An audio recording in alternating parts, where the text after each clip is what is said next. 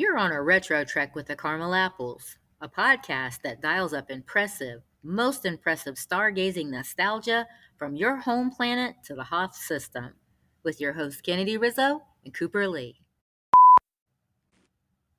Good. Twice the pride, double the fall.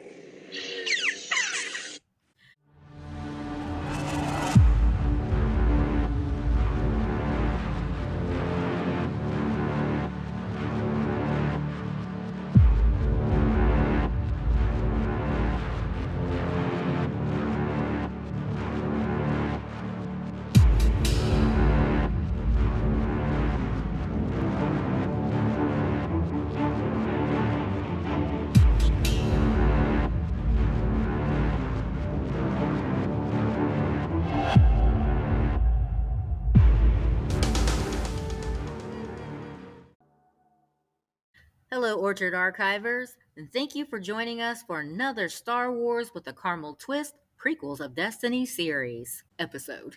That's right. We're heading back to the faraway galaxy for some star-studded entertainment.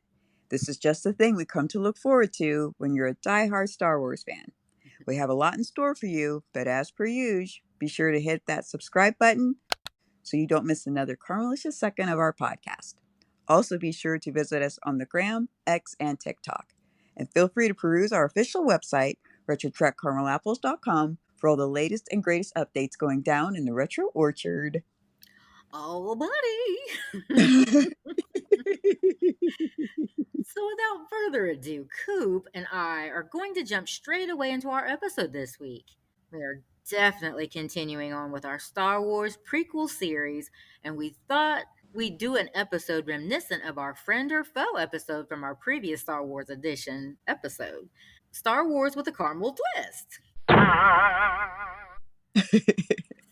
The plot thickens is basically about the characters who move the story along, filling in the holes, if you will.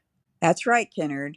It is of no surprise to any Star Wars fan or anyone else who may have had an introduction into this franchise that there are a ton of characters, tons and tons of characters, who all have some sort of backstory. Now, truthfully, some of these characters have come in hot and spicy, and some may or may not be your flavor. That's a nice way of putting it there, Coop, because the facts remain that they are part of George Lucas's story, and therefore we want to explore them just a bit. Yeah. So, without further ado, the Phantom Menace, we are introduced to the symbiotic race of the Naboo. By way of Jedi Master Qui-Gon Jinn fleeing from enemy ships, he runs headlong into this new character, that being Jar Jar Binks, played by actor Ahmed Best. Yes. Now, Jar Jar has many problems of his own, and you're right, yeah, that's no secret. Right. And he has this chance encounter due to being banished from his home, the hidden underwater Gungan city. Yeah, he's definitely a character. Mm-hmm, yeah. Oh, yeah, 100%. And to be sure, in more ways than one. Mm-hmm, yeah. He's clumsy, his table manners leave much to be desired, and super helpful. Almost too helpful. Yeah. He's in big doo-doo this time.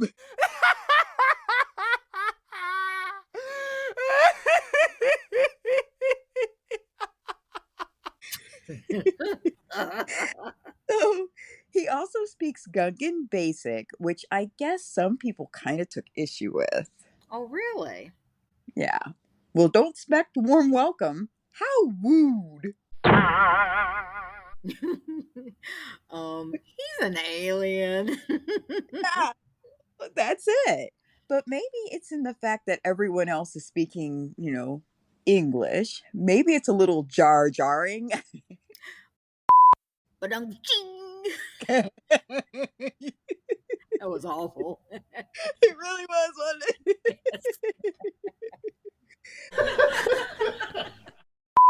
But with whatever creations you come up with, you'll always have your critics. Star Wars is just simply that fast. Some things with some people just may not be their cup of tea. And that's life, isn't it? Truly, yes. Yeah, I mean, truthfully, it would be weird if everyone liked everything that, you or I did, or just, we got to have a little flavor. Yeah, there might be some issues you need to handle if that's the case. That's right. But I do think for the most part, people just ask for strong character and strong storylines. George Lucas delivers on both of those. Exactly. Jar Jar is a little off putting to his newfound friends as well. Uh oh. I know. Poor guy can't catch a break. But they take him with them to Tatooine, Coruscant, and then back to Naboo, where he's promoted to general of all things. That's a surprise. Evidently, he finds himself in service to the Queen turned Senator Amidala later on. Okay. He's a likable character, adding a little comedic relief, especially when C3PO and R2D2 aren't in a lot of this part of the story, and they don't even know each other yet until further into episode 1. Yeah, and for that matter, Han Solo isn't there to provide any of his silly antics as well. Oh, poor Coop, since that's her favorite character. He's just nuts. He is. He brings good flavor to the story. He does. So a critic of Jar Jar was Watto, played by Andy Secombe. We're introduced to him on Tatooine, a very familiar place. Yes. It's quite synonymous with Star Wars and likely the place George Lucas would build the first Skywalker ranch. Yes. Tatooine would be so sand that windswept, but still, yeah, definitely.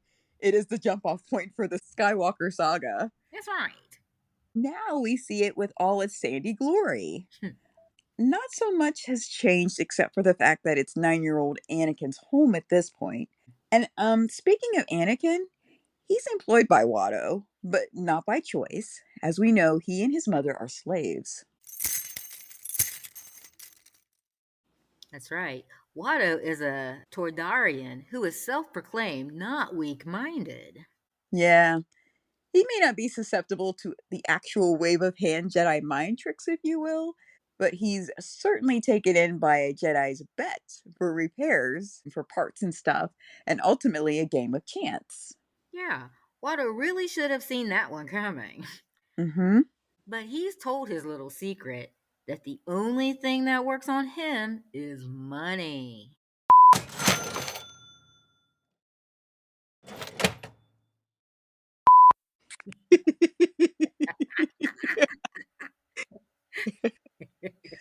What's the saying? The house always wins? That kind of applies here because he didn't know when to quit. Exactly. So confident, but he eventually loses Anakin. But it doesn't end there for him because of his debts, and there's no one to race his pods or mind his junk shop. He was forced to sell Shmi Skywalker to Clegg Lars. Tough times in the sands of Tatooine. Apparently. To be sure, there's no way to talk about Star Wars, Tatooine, Skywalker without talking about the connection to the Lars family. Truly, Kenneth. And so excited we are about this Mhm. because we're first introduced to Uncle Owen and the future Aunt Beru, Lars, in episode 4. So we definitely want to know more about these people, right? We do, yes. As they are caretakers of their ward, Luke Skywalker, and the family moisture farm. The obvious question could be, is the connection on Luke's mother's side or father's side? Yeah, the connection is actually, spoiler alert, on his father's side. Right.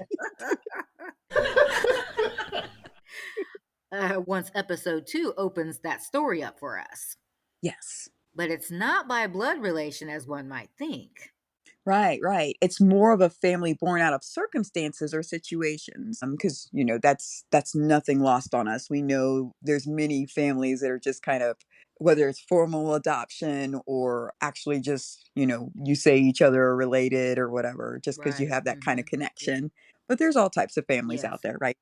So, a quick family tree sum up. Watto sells Anakin Skywalker's mother Shmi to Clegg Lars, as you mentioned, and she's with him for a short time as a slave. But as we said, in the sands of Tatooine, we have our little soap opera starting up. Um, that changes soon after. Clegg falls in love and marries Shmi, and they live happily ever after until they don't. Oh no. I know. So right here, no happily ever after. Yes. Yeah, which is a sad turn of events. Shmi was captured and Clegg is severely injured in trying to rescue her. Back on his moisture farm with his son Owen and Baru, who helped him with the farm. Hey, does anybody speak Bocce? Can you speak Bocce? Of course I can, sir. It's like a second language to me. I'm a all right. Okay. I'm sorry. Please continue. Oh my goodness, Coop. They come back for episode 4. Right. Anyways, Owen is now Anakin's stepbrother by marriage. He acquires the farm after his father's death, and thus Obi-Wan brings baby Luke to his Uncle Owen and Aunt Beru Lars to be raised by the end of episode 3. Nice quick summary there, Kennage. Thank you. So let's stay with the family perspective for a second or two. Another interesting turn of events in regards to family is with Jango Fett. Okay, some backstory on old Jango Fett. Okay, so where do we start? Question? We could go with the obvious. He's a Mandalorian bounty hunter. Yeah, that's pretty much tells his story right there in a nutshell. He belongs to the highest bidder. Yep. And currently, that's the Republic turning Galactic Empire. I think if we were to do a head count of who has the largest quote unquote family in Star Wars, Jango wins hands down. To be sure, he has well over millions of clones. Yeah. And one unaltered clone, which he keeps with him as a son, Boba. Cool. Yeah, it is cool. I mean, love how the story's forming here. Right. So we've been introduced to him a couple of times now. Jango didn't just aimlessly walk into this. A certain Count Dooku sought him out due to his Mandalorian heritage, his incredible combat training, which is no wonder his reputation exceeded him. He was everything the Sith wanted to create in their army. He was a pretty sweet deal on the stormy water planet of Kamino. 20 million credits and nice cushy digs, which he doesn't have to spend 1 credit on. And his son Boba at his side, he can come and go as he pleases. Ah, so it does sound like he's really struck a deal, didn't he?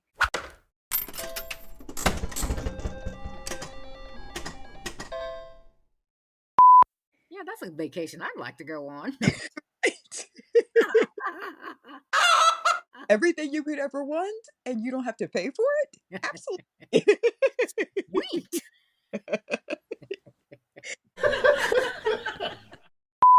And as per Mandalorian Creed, he takes his training seriously. He instills that training into the clones and also specifically Boba. Okay. One more really cool thing Jango has is the seismic charges. Seismic charges. Stand by.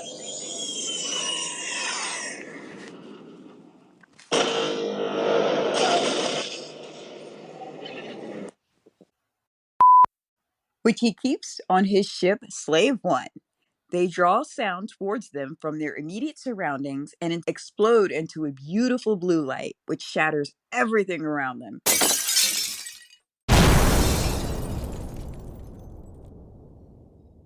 Including asteroids. That's cool beans. That sound is so cool. Yes, it is. He doesn't hesitate to use against old Kenobi, but fails to take him out. Jango says, he doesn't seem to take the hint, this guy.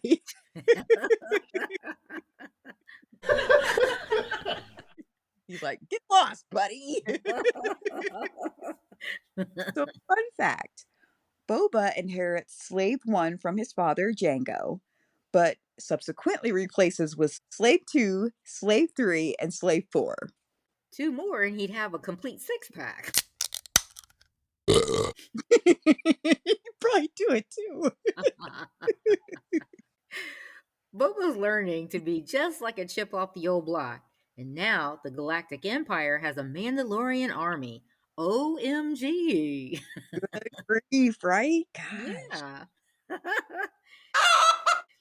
So, continuing on with the continuity of this story with its host of characters, it's so nicely connected, isn't it, Coop?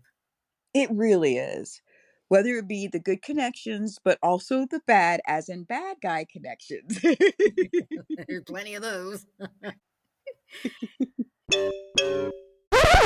When we mentioned the Count, Ah,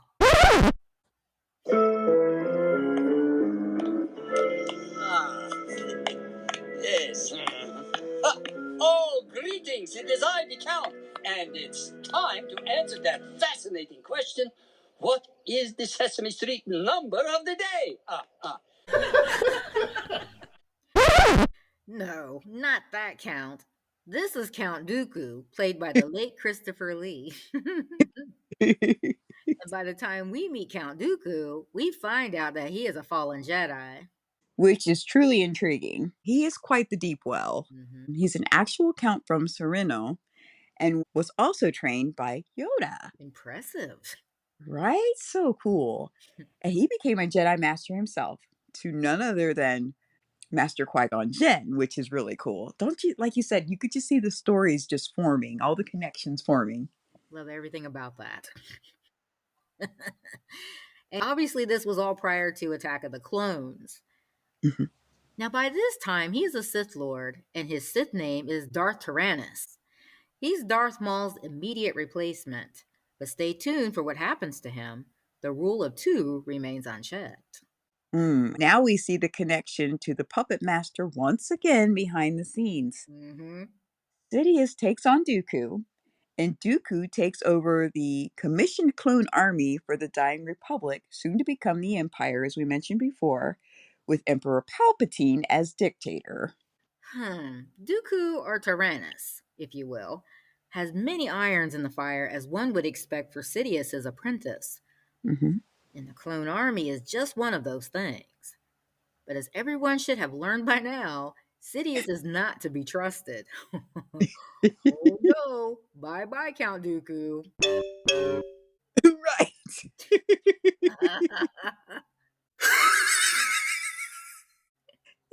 It just goes to be said. Sometimes you just tangle with the wrong person. That's right. You have to tread and step lightly. Yes. Yes. Lesson learned for sure. Oh yeah. Look at him. So it's really kind of dark the way the Sith operate, but it's really all about ultimate power for them. Mhm. The Sith Master is looking for the apprentice that will overthrow them. Isn't that just nuts? It is absolutely nuts. Yeah. To completely rid the galaxy of Jedi, that's their ultimate goal. Yes. Uh huh. So Darth Sidious has yet to have an apprentice overthrow him. He's mowing through them all the way through episode 1 through 3. But fast forward to Return of the Jedi. He even tries to goad Luke into destroying Darth Vader. Uh oh. Hmm. But he may have finally met his match in old Vader. But I digress. Yeah, the darkness runs deep in the Sith Order. Good grief. It does. Sorry, kind of went on a tangent there, but it really all comes together at some point.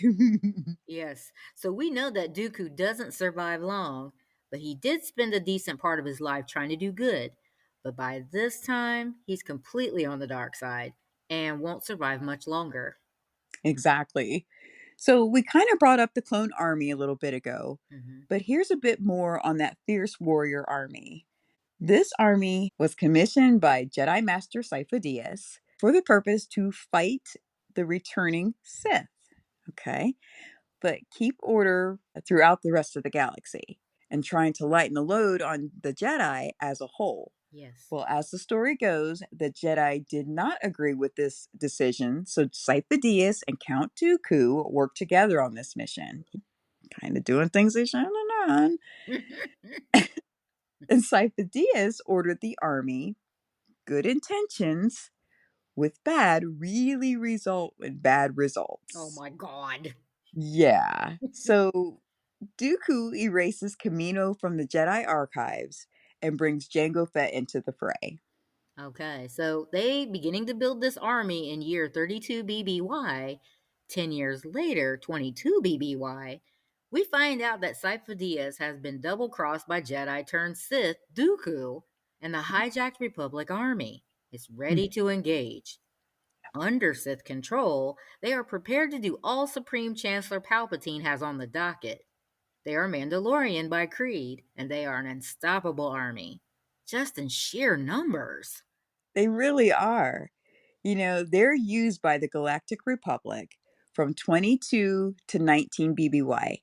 This span of time is called the Clone Wars, where they fight against the Separatist droid armies, followed by Revenge of the Sith in 19 BBY. Yay!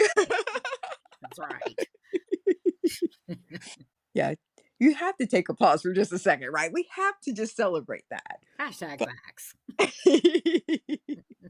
these troops receive Order 66, aka the Great Jedi Purge. Jedi Order is defeated, and the full galactic control they hunt down any and all Jedi and dispose of them. I know, it's sad, isn't it? It is. Mhm. So, Emperor Palpatine has control of Anakin, terribly sad, and a clone army to do his bidding. He is well pleased. Yeah. Now, by the time we see PVC Pipe Army and A New Hope, we learn they are not the same army as Jango Fett clones. Right? Yeah. The clone army do continue to serve for a time, but due to growth accelerant, they eventually age out, being too old for combat. But it's interesting that some were within the first generation of stormtroopers, but that's about it. Stormtroopers are a human army from then on. It's cool, isn't it? Oh, yeah. Oh, yeah. Um, there is truly so much history here, and it's awesome that the original three put us right in the middle of the story. Now we can learn all of it. George Lucas was probably glad to finally get it all down on paper. Oh, 100%.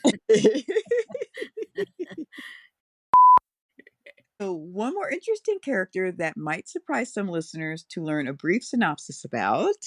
Would that be one General Grievous? Exactly. If there ever was an interesting character to learn about, he's our guy. Yes, because as a viewer, we have to understand how a robot is coughing. Come on. Right?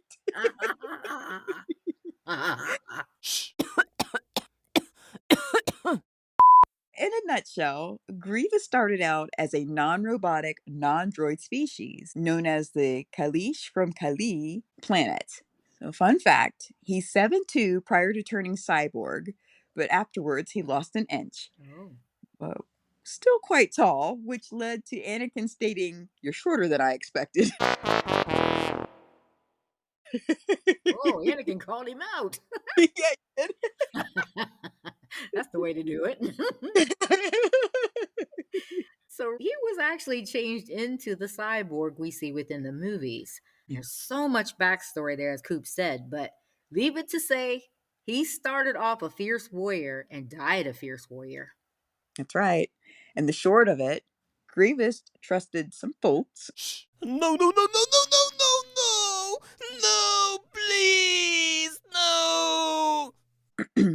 Yes, Count Dooku and Sidious. Oh boy, there's the mistake right there. It all goes down. Poor association. Exactly.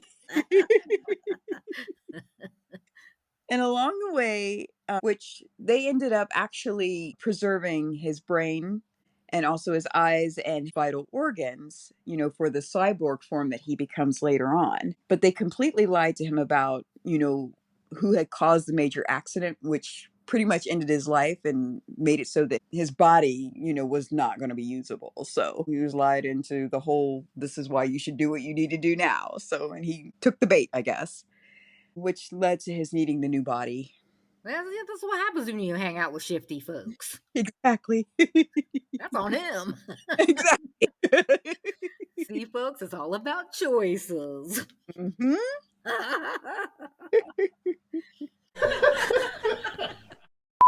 So he was on Dooku's radar because of how powerful of a warrior he turned out to be. And Dooku delivered on his promise to train him in the Jedi arts. Oh, wow, he kept a promise. Woo! Yeah. Mark that down. That's historic. Right.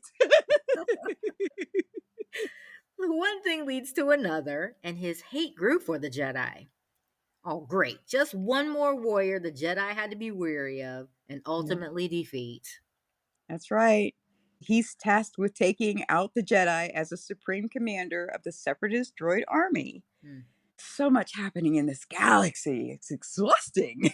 It almost sounds like real life now. It does. It really does. But check out so much more about Grievous. Archivers, let us know out of the characters, of all the characters, or maybe the ones we didn't discuss, who is the most intriguing out of sub characters you just had to deep dive into? Tag us on social media.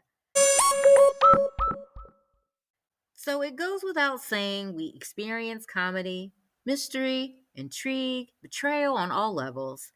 Nothing subtle in the Star Wars universe. No, nothing subtle means we need to explore the entire galaxy, right? We're glad to do it. Yeah, fight it. Sign us up. Basically, the point we're driving at is that Star Wars is a movie that hits all the vital elements to making a true, fascinating experience. Exactly. What we expect when we go to the theater or stream it in the comfort of our home. You can watch it over and over again. With the strong, well written characters, even supporting characters, our fandom is able to stay enthusiastic about Star Wars. These movies are, in a word, timeless. 100%. Join us as we journey deeper into space. Until next time, may the Force be with you.